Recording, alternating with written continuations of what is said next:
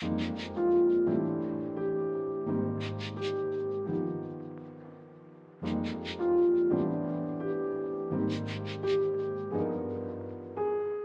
name is Shae, and I live in Harlem. I am originally from Tallahassee, Florida. I ended up in Harlem because my fiance and I just moved here, and it's a very natural place for me to be. Since my childhood, I always had this kind of artist living in the city fantasy. There's a family lore that around the age of 6, they were talking to me about driving a car, and I responded that I would never have to learn how to drive a car because I would be an artist that lived in the city and rode a bike. Don't know where I got that concept from so young, but I think I just always kind of imagined myself living here.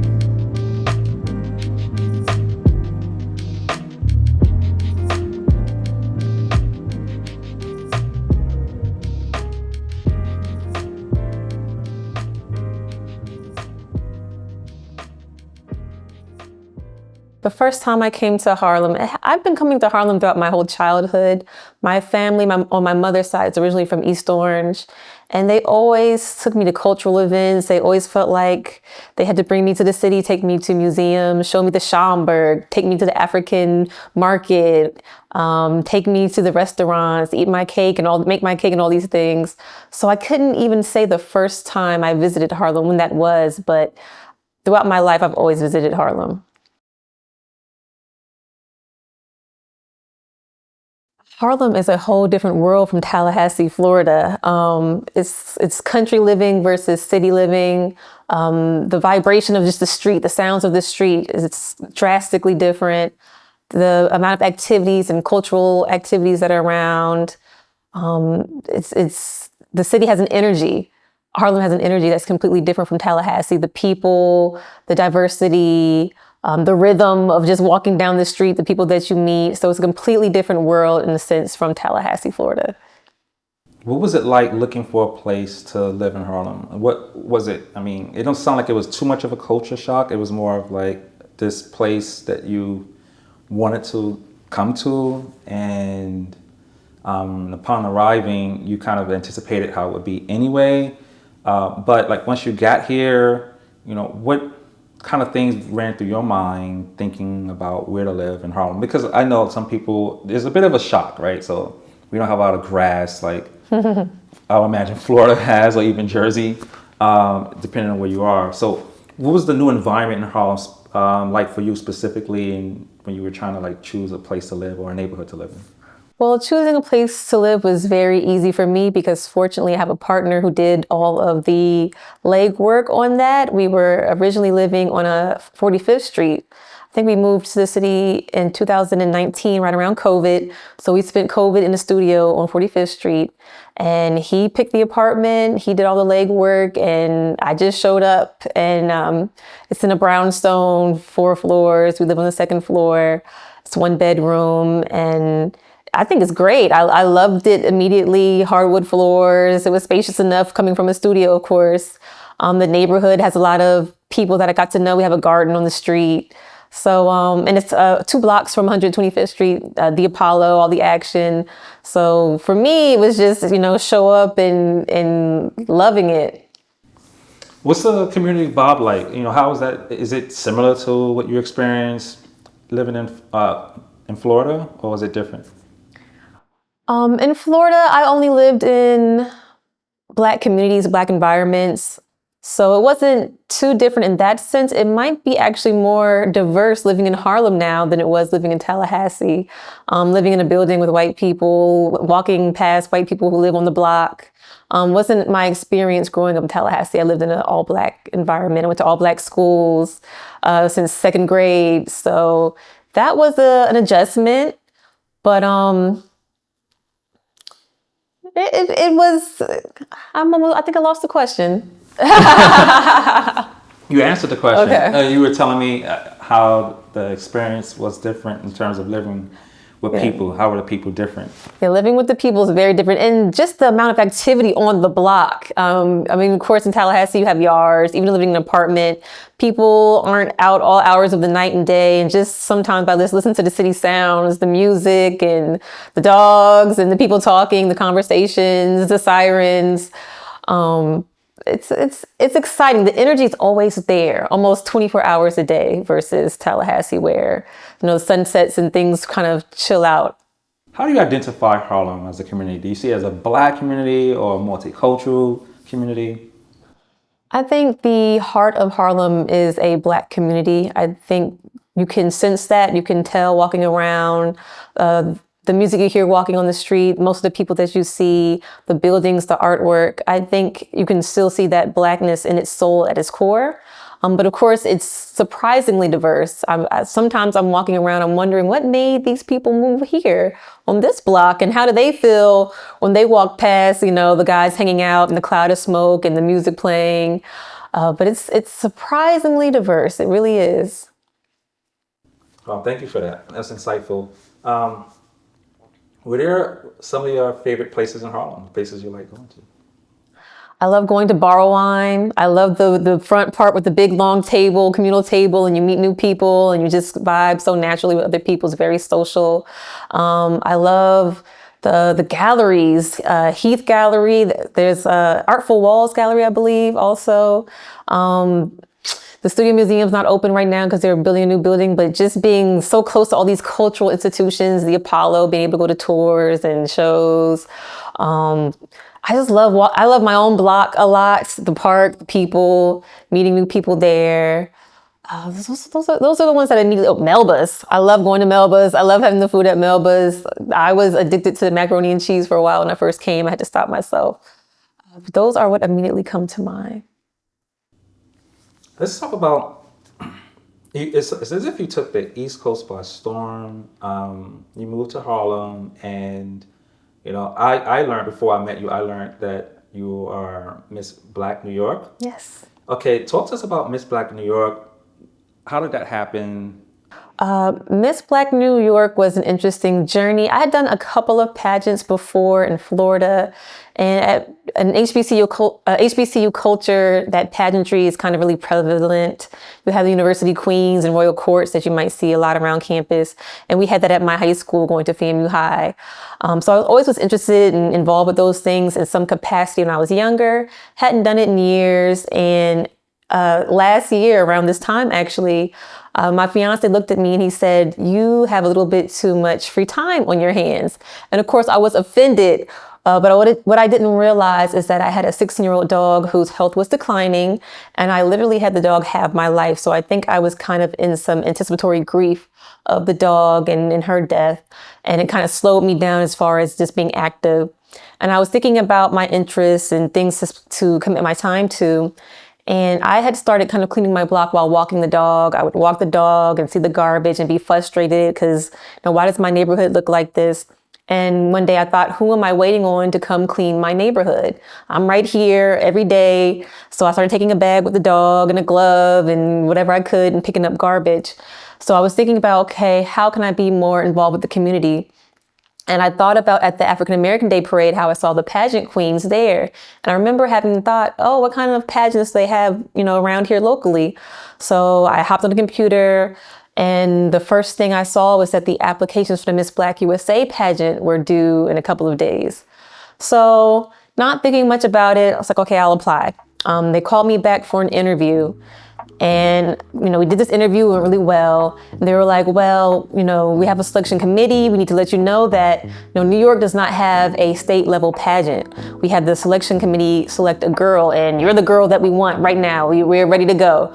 So I had no idea there was a Miss Black New York. I thought you just won and done the Miss Black USA pageant. So that was a pleasant surprise. And also not having that infrastructure of a state pageant or state director kind of meant I had to independently kind of get out there and do things, which was fine because I'm kind of a gritty person anyway.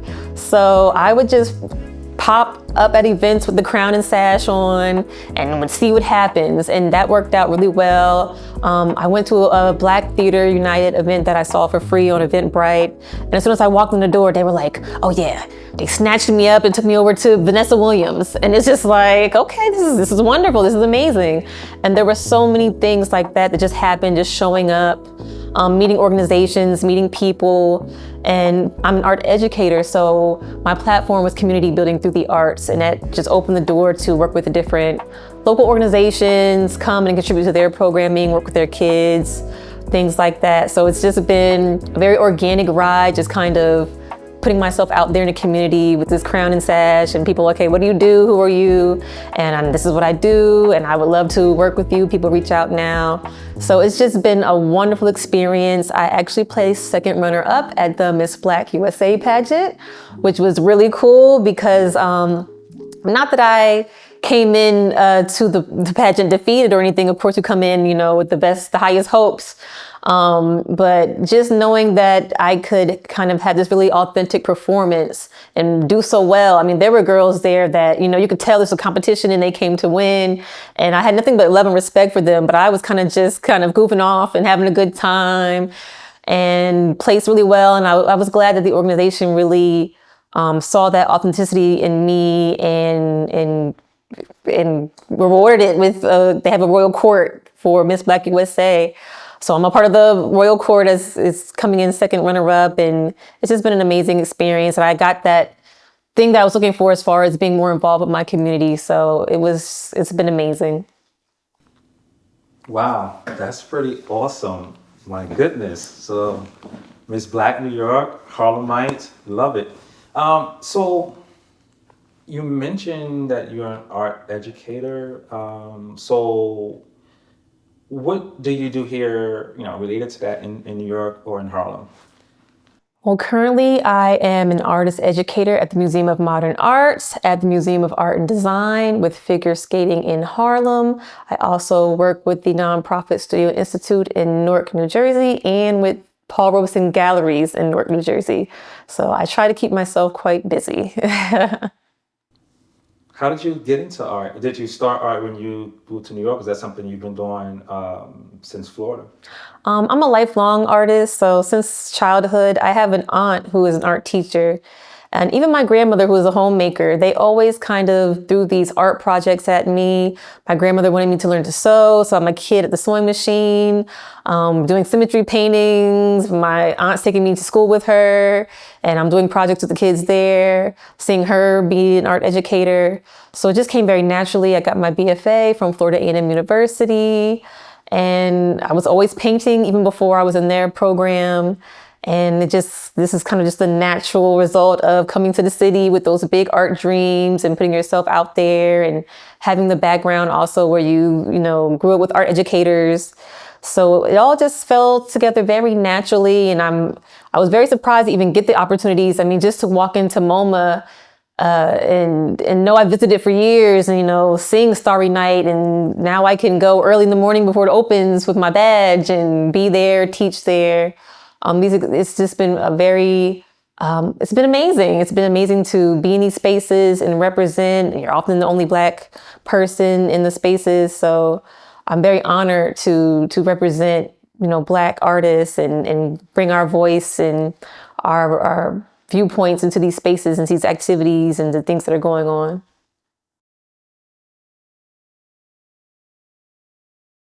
My biggest concern about Harlem is people feeling like Harlem is lost, feeling like, Harlem is gentrified and we're losing Harlem. I don't like that type of attitude or those type of things being said.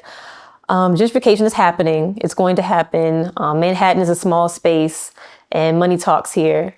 But I think that, and I heard someone talk about recently how, Black Americans are such a small population in the world, but culturally, our voice is so strong. People all over the world want to dance like us, dress like us, talk like us, listen to our music.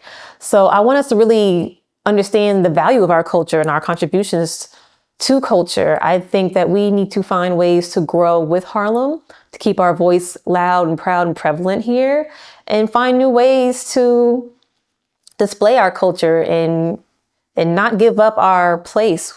We've built this space, our culture, and I don't want us to give up on it just because we see the area changing. We need to change and grow with it, and continue to be us here, not change and not necessarily change our soul, but we're an old soul and to tap into that and find new ways to to keep it going and to have people come in. I mean, people come here to see, I see tour buses. And I always wonder, why are these tourists, what do they want to see? They want to see the Apollo. I see them walking on my block and just looking at the buildings. And I don't know if they see Black people or they only see us in magazines or in videos. But I want us to understand the value of what we contribute to the world culturally. And this is the mecca of that throughout the world. So I don't want us to ever lose sight of how valuable we are as a people, as a culture, our way of dressing, our way of living, our food. It's all here, and it's never going to be lost as long as we stay here, we remain here, we keep coming here. So that was your main concern. What is your hope or dream for home? Gosh, my dream for Harlem is that this will be a place where Black ownership is happening. Black homes, Black people own homes and buildings. Black people own restaurants and businesses. Black people run schools and educational institutions, and they have cultural institutions and museums. And, you come here to buy music, you come here to buy clothes, you come here to see a seamstress, you come here to get your hair done, you come here for makeup. My hope is that we own Harlem. We're not only people come here to make money off of us and the culture. I don't want us to be exploited just because Harlem is known for Black people and Black culture. I want us to benefit directly from those things. Is it safe to say that you like Harlem? I love Harlem. Period. Can you see yourself ever leaving Harlem? Could I see myself leaving Harlem? I feel like I should never limit myself in any type of way. Life progresses, things change, job opportunities may open up. My family, I might have children in a family and circumstances may change. Coming from the South and growing up with a yard and, can go run in the woods and play. That was an amazing experience that it's hard for me to imagine my children not having. So I can see myself, if circumstances directed me in that direction, I would leave Harlem, but I want to stay in Harlem as long as possible.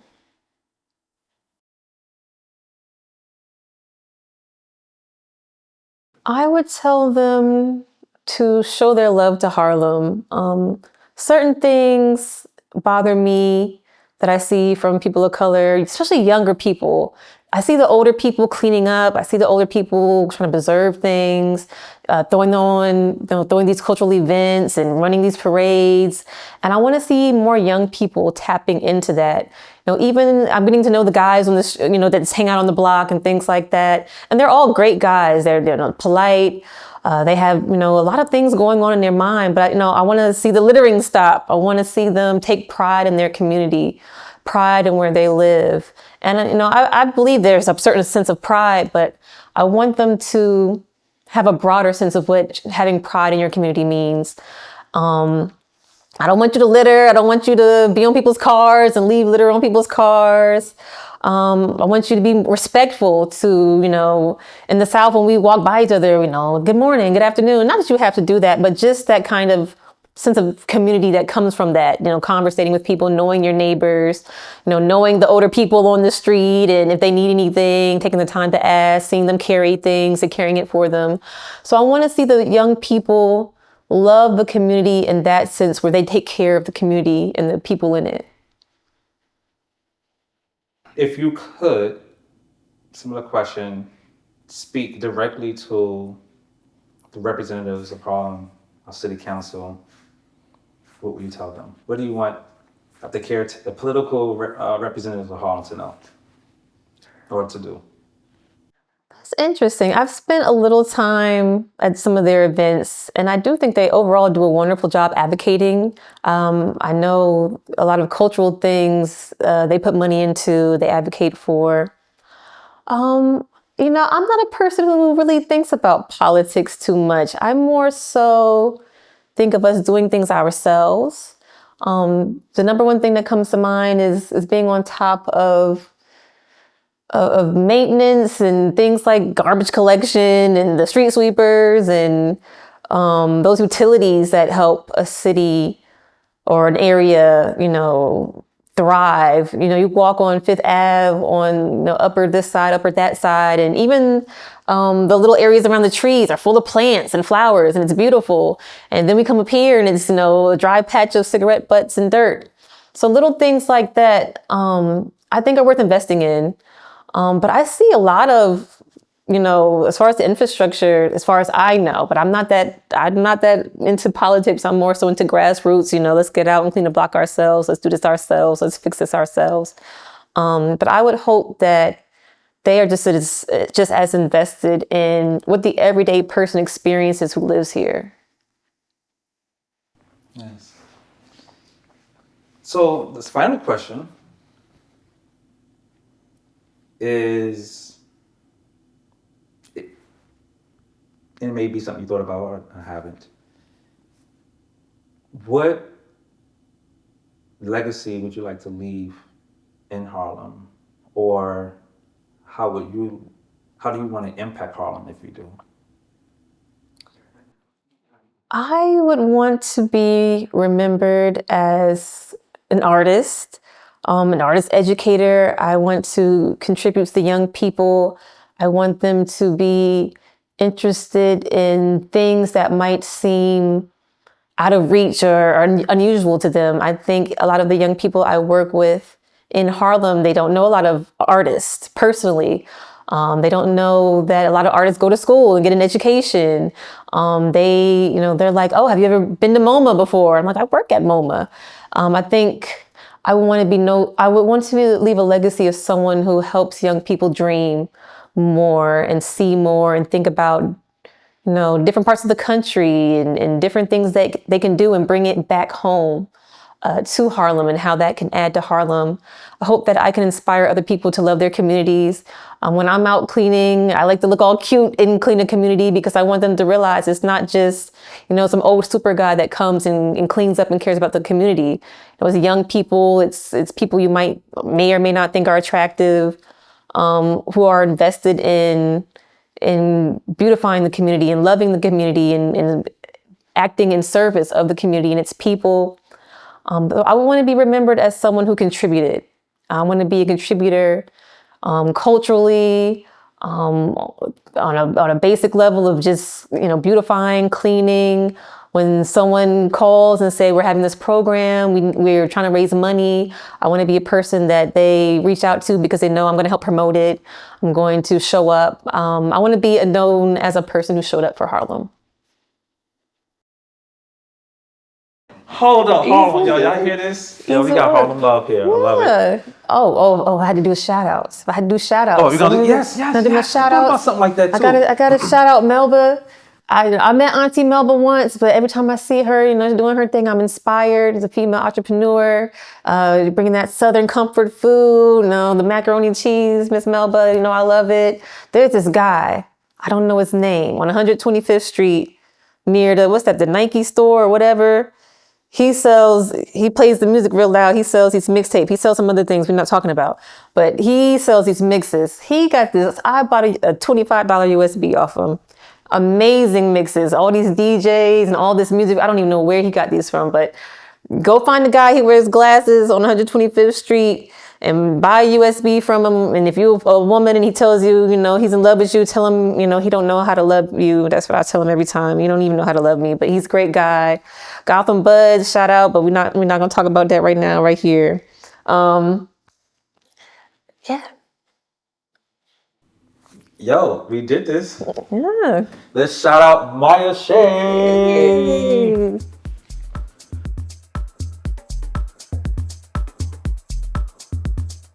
Right here, but Michael Jackson filmed the beginning of the, I believe, Beat It or Bad video outside of this building. And if you look at the video, you can tell it's the same building.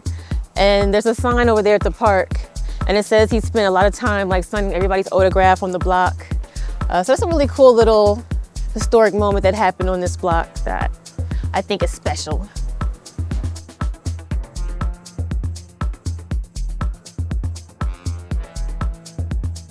So we lovingly celebrate the incomparable genius and humanity of Michael Jackson. And it was Switch video, the bad video, yep. At 232, so that's basically across the street. So I think that's one of the cool small things about this block. And this park goes way back. They have the community garden, they sell produce when it's warm out, organic produce, very nice. And they have kitties. Hi, kitty. You don't want to be bothered, but that's okay. They take care of little community cats. And then hopefully they help with the rat control. I don't know, they're into it. It's usually open, actually.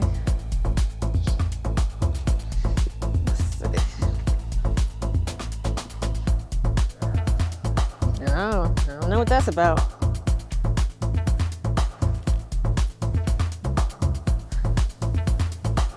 They were doing some composting, but I guess not anymore, which was good. Oh, young kitties.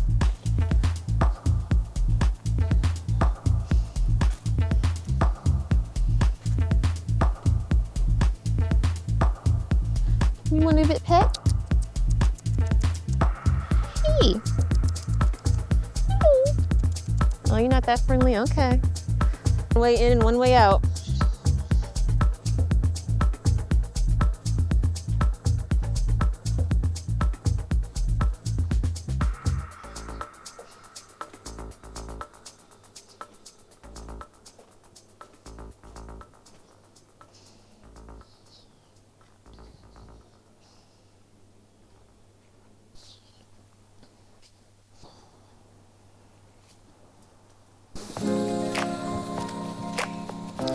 And one of my other favorite things is how close we are to 125th.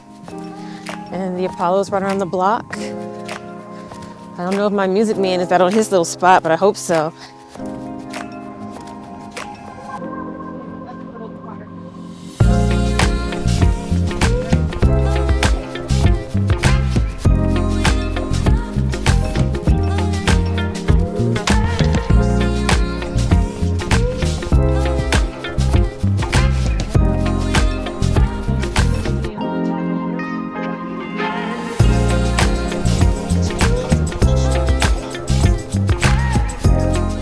The Studio Museum's new location. They're getting closer to being done. They had all this walled up until it had to be this week. So we see the front of the building. This is my first time seeing it, so I'm very excited. Let's see what it's gonna look like. I can't wait for it to open. Very exciting. And I think there's some type of rehab living or something on this block. I haven't quite figured it out yet, but I've been trying to. Got Harlem Shake, that's another Harlem classic. It's right around the corner.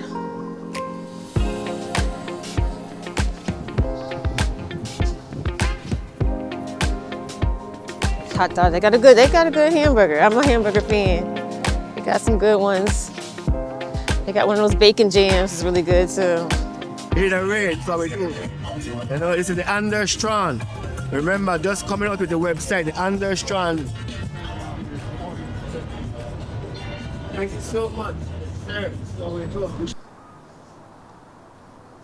Harlem Haberdashery, that's a Harlem staple. Ran by a great family. I've got to meet them a little bit. It's just 126, so this is Dapper Dan's, is where he was, but it's, I mean, you can see, I love the details on the doors and all that good stuff, but it has been papered up for a few months now, so I'm not sure what's going on there.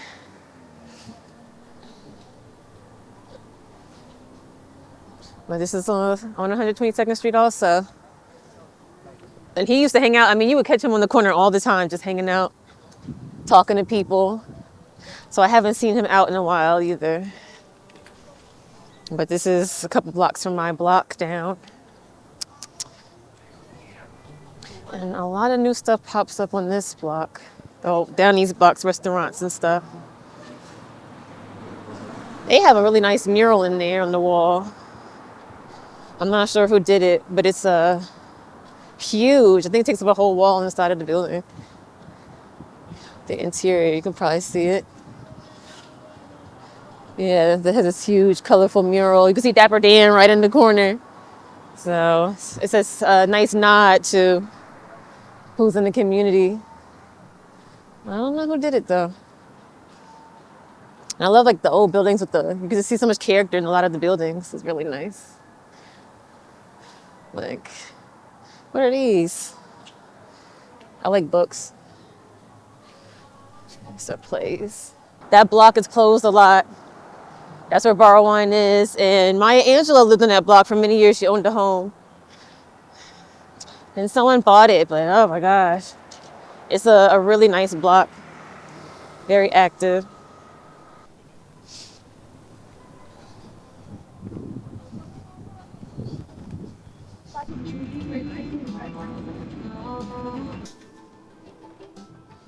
Here's Borrow Wine. Look at this big communal table. And there's always people just all over, so you can be very social. A lot of times they have the DJ over here. And he claims he remembers me. I don't know if he's just flattering me or not. But it's just a beautiful spot and it's great energy and good drinks and good food. So this is my favorite, one of my favorite places in all of Harlem.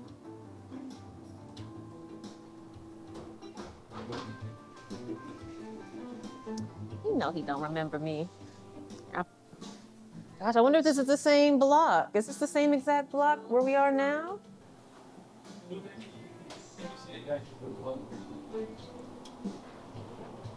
All right.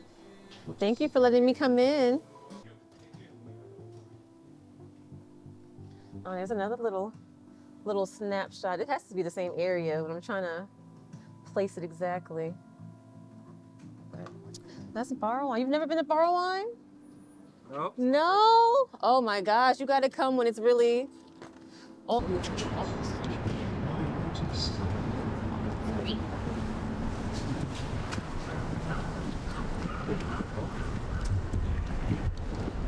They did the, what do they call those stoop sessions? What do they call the stoop sessions? They did a really nice one out here and down the block. So you have the Marcus meets Malcolm. They always have something going on this block. And gosh, I think Maya Angelou, I want to say it was number 80. Oh, there's something for sale here, condo. No, maybe it was 60. Gosh,